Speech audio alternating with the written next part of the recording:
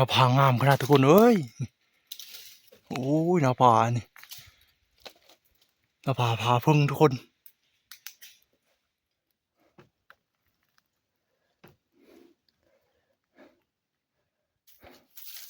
เขามาบาดปลาพอบาดป่ามันตะบอนมันละ2 ตัวคนละตัวรวมทั้งอันนี้ลุงเพิ่นได้นี่ลุงดาดเพิ่น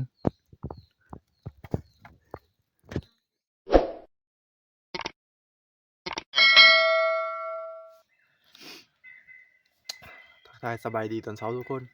ตื่นมาหายลุงก็บ่เห็นมันแล้วเจอเพิ่นนั้นเบิ่งเคิงเพิ่นพยายามกะโลเพิ่นว่าเมื่อคืนนี่ตื่นมาจะเพิ่นไปแล้วหนาวขนาดเดี๋ยวท้ายลุงมาในปันเสาร์เดี๋ยวพาเจ้าหมาเพิ่นไปหาไล่เนื้อทุกคนเนาะหาไล่เนื้อต่อไฟกับพี่น้องหนาวเมื่อคืนนี่สุมเฮา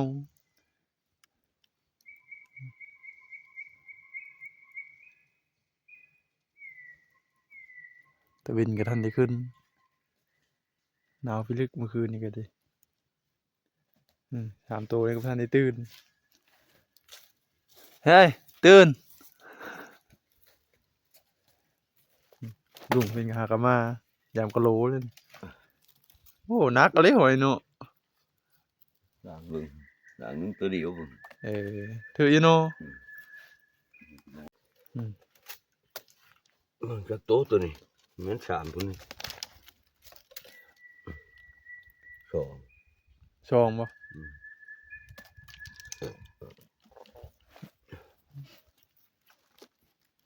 มึงนี่ถือกะโหลเพิ่นชื่อกะโหลตัวกลางบ่กระปูถือที่หลังนี้ตัวนึงกระปูได้2 ตัวครับกินละอันนี้ซื้อต่อแล้วกลึกถือไปยืน2 ตัวกะโหลเพิ่นตัวใหญ่เต็มเลย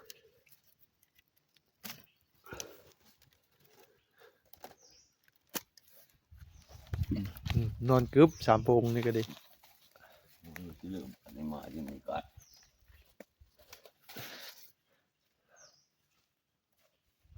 ตลาดจบจุดอันนั้นถือมาแล้วทุกคนกินข้าวเช้าแกงเก้าแกงเก้าปิ้งปลาไหมปิ้งปลาไหมวันเสาร์จะก่อนเดี๋ยวพามาไปหาไรเนื้อไรหมูป่าแล้วทำเป้าไว้สูงเนาะ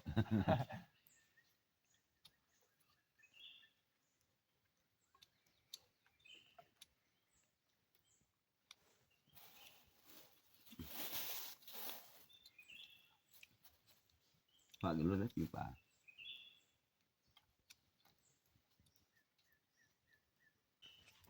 ทุกคนวันเสาร์แล้วก็สิพามาไปหาไรเนื้อเลยบัดมาลุ้นนำกันว่าสิมาผิดเลยเนาะบรรยากาศยามเช้าๆทุกคน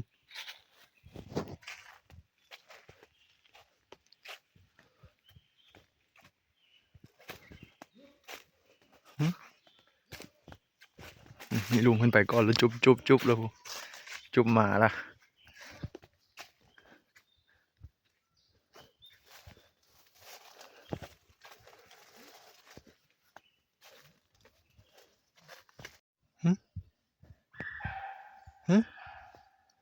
เห่าแล้วชอบมูลฮัทกันทุกคนน่าจะเป็นกระเตมาตัวเดียวเห่า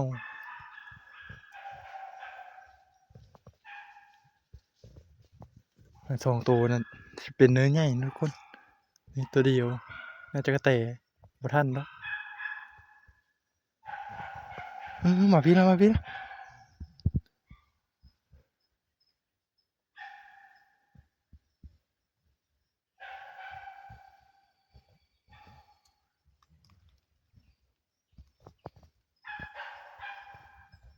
โอ้ตรงนี้จะมีทำอีกทุกคนทำงูเหลือมใหญ่อย่างจักเก่งมาบ หลุดง่ายอยู่นี่หลุดง่าย ๆจะบอกคอยเข้าไปนี่มันก็ชวบมาเบิ่จักชวบมาก่อนเด้อนี่มาเฮาก่อน พอหรือเปล่า โอ้นี่เก่งมาบลุงเอ้ย จุ๊บ น่าจะมีงูเหลือมใหญ่ไงทุกคนเนาะมันอยู่โคจะมาเอ็นแฮวอยู่ทุกคนมันอยู่ไกลน่าจะเป็นงูเหลือมนะอยู่นี่นะไปขึ้นไปจนนั้นมันชวบนี่มันชวบเอานี่ตายนี่ได้มาหอดอันอีลุงเป็นก็มาเห่าเลยทุกคนเนาะเห่าเบิ่งมาก่อนเห่าเบิ่งมาก่อนมาเห่าคือสิแม่นเห่างูเนาะทุกคนเสียงนั้นนี่หันต่องูแล้วเบิ่งเห่าเสียงเห่านี่เห่างูไว้ทุกคนนะลากข้างเลิงเปล่างูเหลิมเปล่า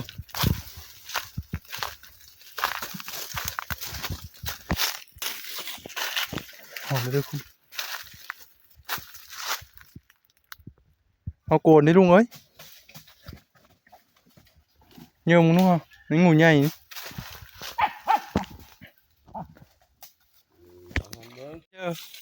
กระแตทุกคนแดนออนตะโกนโนจิตเอามานี่แหละลุงมันคุบบ่ทันลุงคุบบ่ทันเห็ดแล้ว เล่นรอเพิ่มมันคุบมันคุบมือ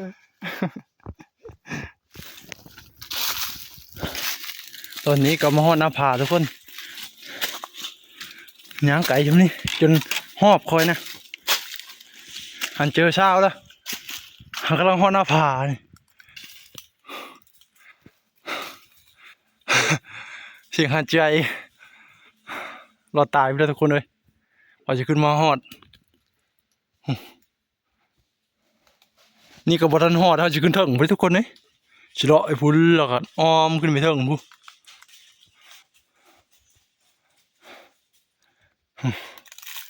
มาก็เมื่อยพอมาแล้ว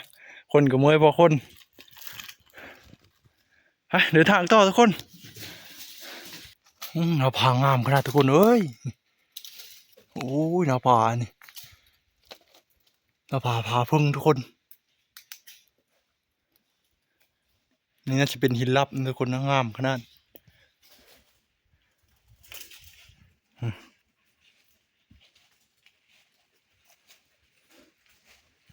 ลุงเป็นช็อตมันเลยผู้เฒ่าเป็นหอยางปะผู้เฒ่าแล้วมันมือเห็นเจ้าหอบเลยลุงก็ดิมาก็มือพอมาเขาจะขึ้นไปถึงมันทุกคนเนาะโอ้เสียงลมทุกคนลมพายุไว้เลยแหงกระดอ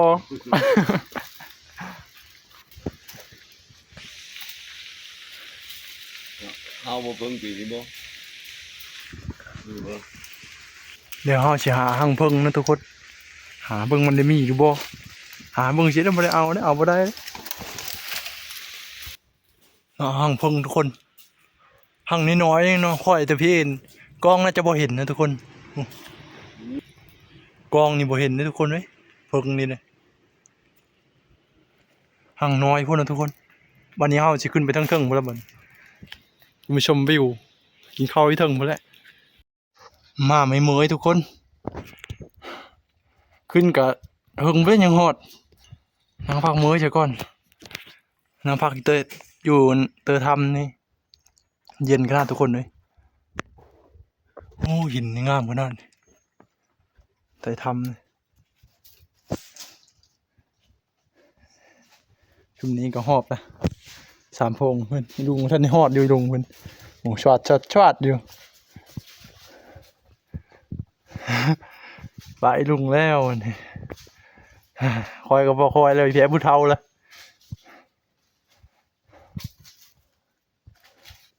คอยกับมวยพอคอย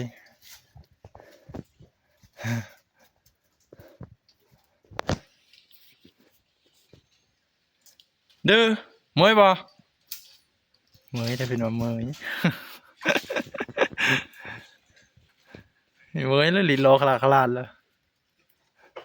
หันเจอเช้าแล้วเด้อ เป็นง่อยหินงามมิอื่นกับบ่ง่อย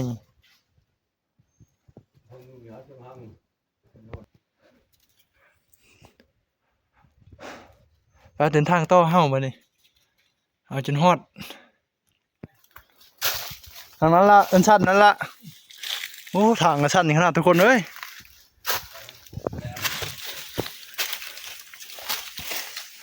ใกล้สิฮอดแล้วนั่งอีกยานหนึงหินคือขาในพักอันรอบหนึงมีแห้งในทุกคนมีแห้งย้างต่อใน ก่อนวันไม่ก่อนไม่ทางก็ได้ โอ้ลุงเป็นพักให้ได้ลุงเป็นพักอีกแล้ว ไม่ก่อน โอ้ทุกคนนี่ทางขึ้นละอันนี้นะงั้นปีนเขาเลยทุกคนเลยปีนหน้าผาได้อันนี้ได้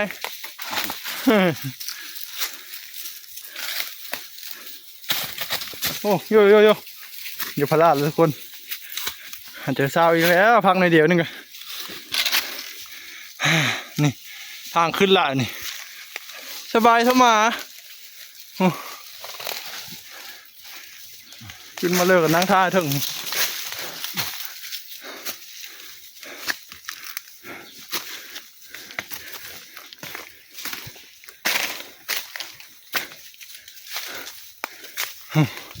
อย่างอีอันนั้นดิผู้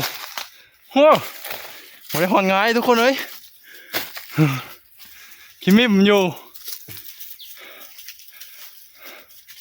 เป็นธรรมดา นับแต่โกนโถยมา200 เมตร มีเชือกดึงคือไทยคิดแล้วปะนูเช้าขึ้น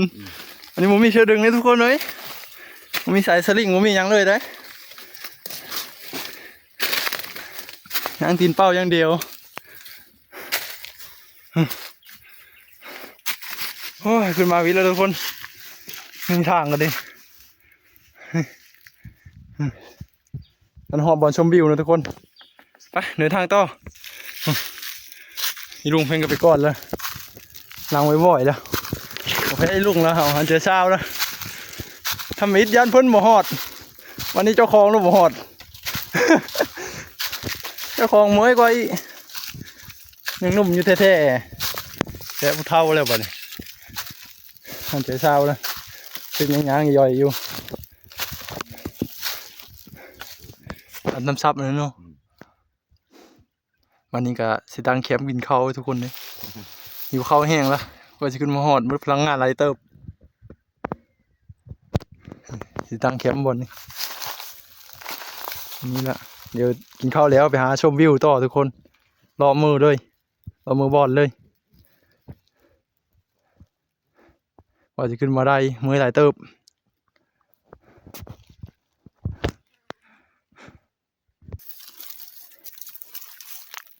ปลาพุละโตมันทำไมมันกินอย่างนี้ นี่นี่ก่อนนี่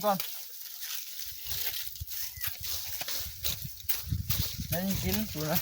กินน้ำลังเด้อมาทุกคนกินข้าวอันเค็มหน้าผาจำเจียวให้ทุกคนเลยประมาณ ต้องมาบาดปลา พร้อมบาดปลามันตะบอยมันละ2 ตัวคนละตัว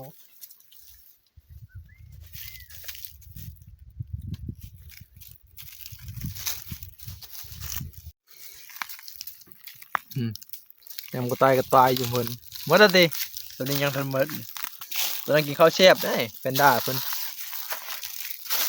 ตัวนี้รักกินผู้เดียวตัวนี้แช่บเอ้ยยังตายน่าจะแช่บแล้ว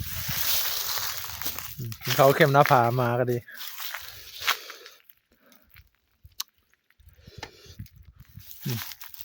วันนี้มันเป็น2 ชั้นนะทุกคนลงไปหันกับเป็นหน้าผาอีกยังมีจุดชมวิวชูงกว่านี้ทุกคนนี่ บนนั้นแหละจุดชมวิวขึ้นไปนี่ทุกคนเนาะ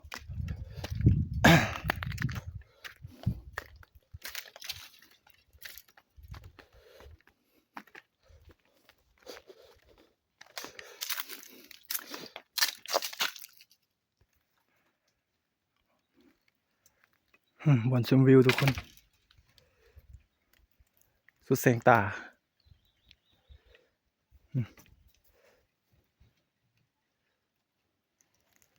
หน้าผาสั้นขนาด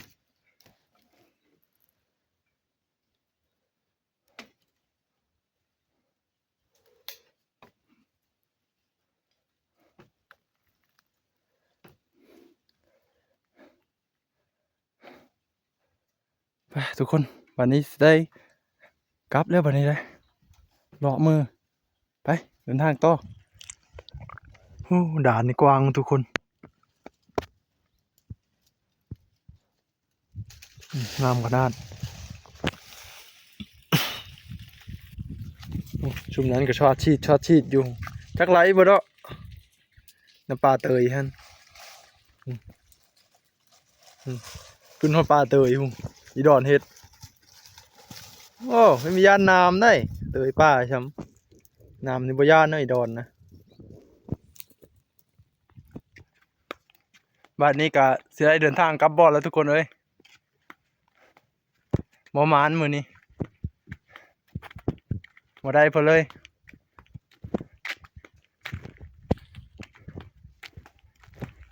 ตอนนี้ก็กำลังเดินทางลงนะทุกคนนะ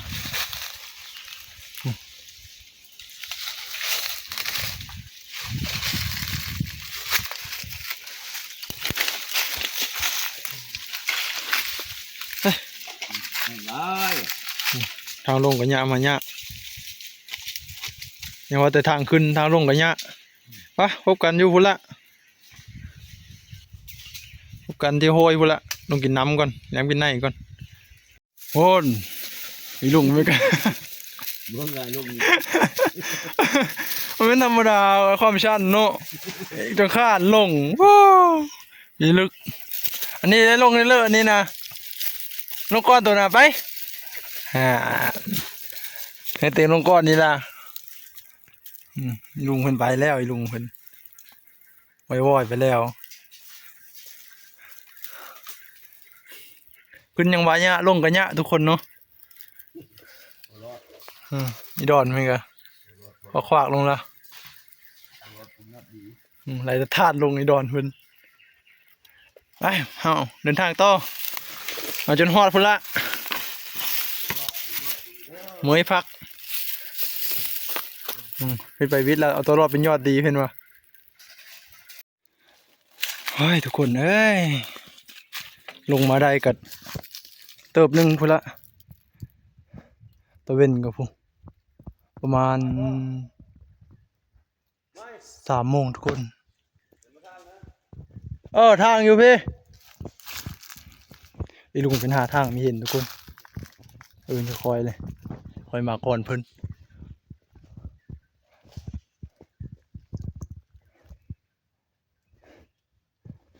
นี่แซกลับบ่อแล้วทุกคนเอ้ย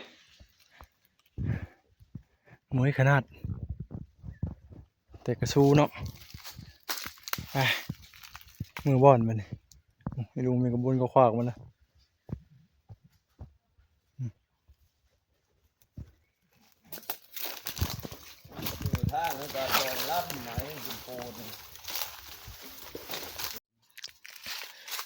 มาหอดแล้วก็รอยยามกลับเฮาบ่อนเลยทุกคนเฮ้ยอีกก้านไอ้พวกนั้นโอ้ยกระเตะ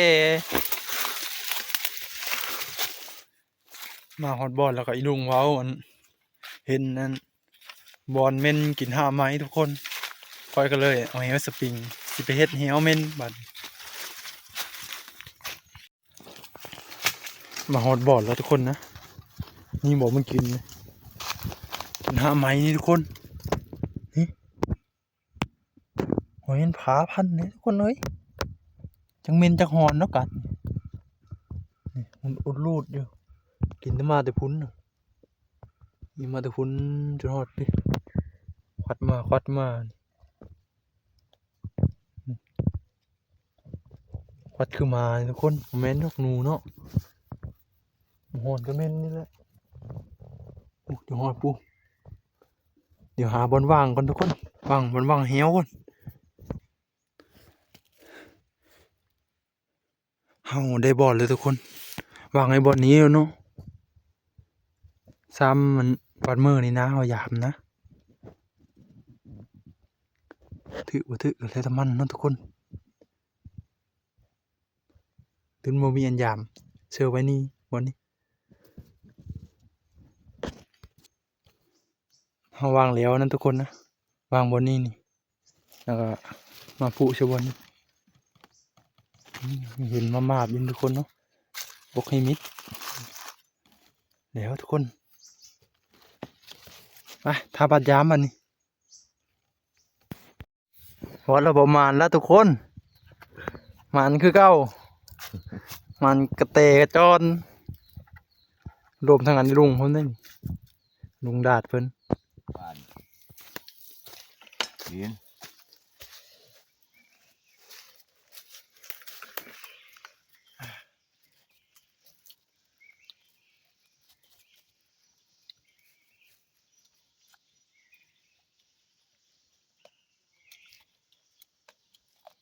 บ้ากระแตกันถือกระแตอ่อนจบถือแนวผู้เฒ่าเลย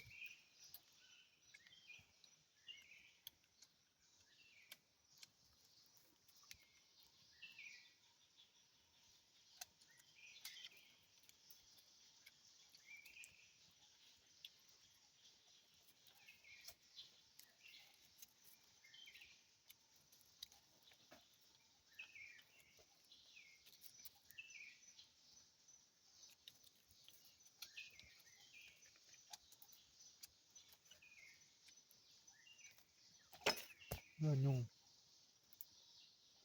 แรงหัวจักมันแรง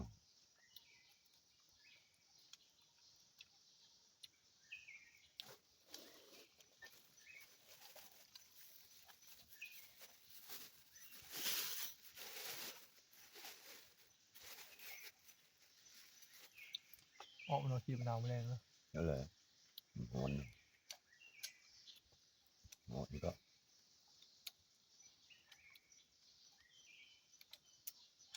มีเกิน3 มื้อหนาวแล้วเน้องตอนนี้มีหนาว ยุ่งฝนจะตก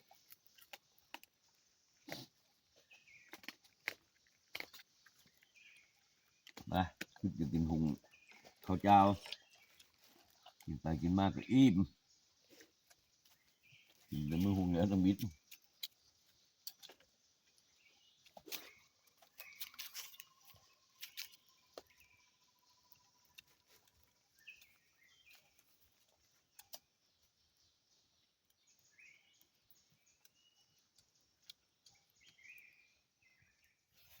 ข้าวยาลูกยาเบิ่งเดินเบิ่งดาวนี่อยู่ลงอยู่ป่า บลุมเสียงไม่ฮะเสียงไม่รันที่เลย มันคืนก็นอนฟังกองกอยห้อง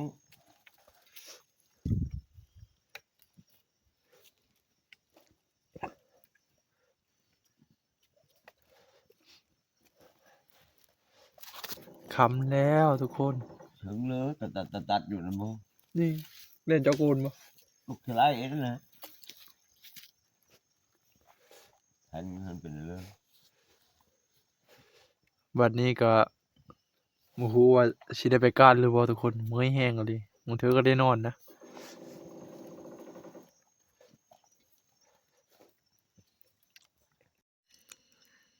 บัดนี้ก็สิได้นอนแล้วทุกคน